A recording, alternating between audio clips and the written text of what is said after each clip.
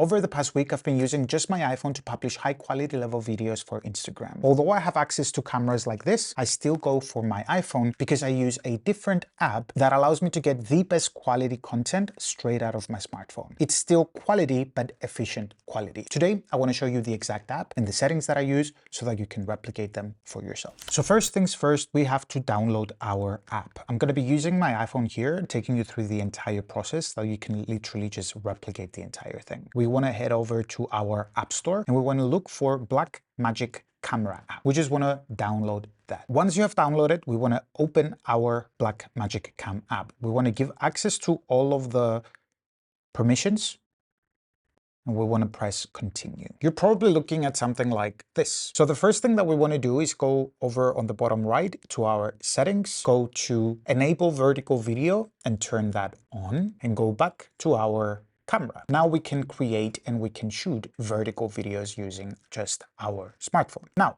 the next thing we want to do is head over on the top left corner and go next to lens where it says FPS. FPS stands for frames per second, and we want to click on that and change it from 24 to 30.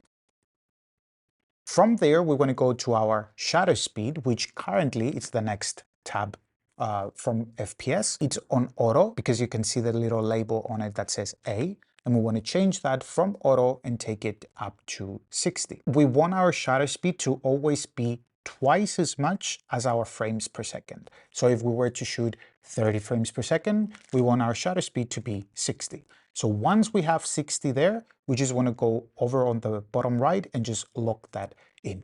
ISO, this is something that we can change as we go. White balance, which is the next WB, I want you to have that at auto. Now, this is the part where it actually gets not fun, but like this is what you need, the settings that you need to change in order to make sure that what you're looking at is actually the thing that you're going to be producing. This is where it goes from just iPhone quality to amazing looking quality with a click of a few buttons. So what we want to do is head over above settings and on the bottom right, on the very right rectangle, which is the one next to the one that has a little A on it. And what we want to do is click on the circle with the little dashes on it. Those are called zebras. And what we want to do is go to 75% and turn them on. This is what allows us to see that everything that has zebras on it, it has the right exposure. And we want to make sure that our face, when we actually use the phone to record the videos, has those lines on it. Probably just from looking at it right now, you're going to see it. For example, here on the TV, you're going to see it up there on the little, what is it called? That thing, even my hand now. Now the fact that it has zebras on it, I can tell that it is exposed correctly. Next thing we want to do, because we don't only want to focus on exposure, we want to focus on the focus as well. So we move on to the one on the left side of it, which has a little person on it. We click on that and we want to set that at 75% as well. And we want to turn it on. So everything that you see red right now and zebras on it, it's exposed correctly and it's in focus. So if I were to go on the very top right now, the top left, and change my click on my lens and go from the 24 to my front, then I'll be seeing myself. And I'm looking at something which is super exposed. So the way that we want to fix our exposure is that we go in our ISO on the very top, and then from there, just drag it all the way down. And the reason why I'm going all the way down to 20 and not leaving it at like this is because the video is going to basically look overexposed. Everything will be bright, nothing will make sense. So we just want to take it as low as it gets. I'm in an environment which is, there's a lot of light currently coming in. There's many windows on my right side, and that's why everything is well lit. But at the same time, I don't want to be overexposing myself. Overexposing meaning getting it super bright so that no one can tell what I'm actually doing and what I'm actually showing in my video. So just this alone, I can tell by the red that I'm actually in focus. And with the exposure and the zebras, I can tell that I'm actually exposed correctly as well. So something that I would do, and this is a key factor when it comes to recording video in general, we want to always be opposite to the light source. So if I were to do this, as you can tell, everything is super exposed because of the window. But if I were to be opposite to the light source, so the sun is right there and I'm looking this way, then I'm a little bit more exposed. If you have to, because let's just say this is super exposed, like there's zebras everywhere, which is kind of what's happening right now, we can go to our shutter and we can take that up a notch. We can unlock it and just take it up a notch, up to a place where there you go, our face is exposed, so like the skin is exposed and we are actually in focus, so we can see these red lines on us as well. And from there, all there's left to do is just press that big red button that says record. And now we can actually record the video. Now, this alone is more than enough to get way better quality videos out of your smartphone rather than just using the built-in app. But if we want to take it up to that next level, to that more quote-unquote professional level, that run and go at any time, you can just pull up the phone, use the Blackmagic app, but get higher quality videos, the main thing we want to do is when you go over to your phone, next to that red button, we have a thing called LUT, which is called a LUT.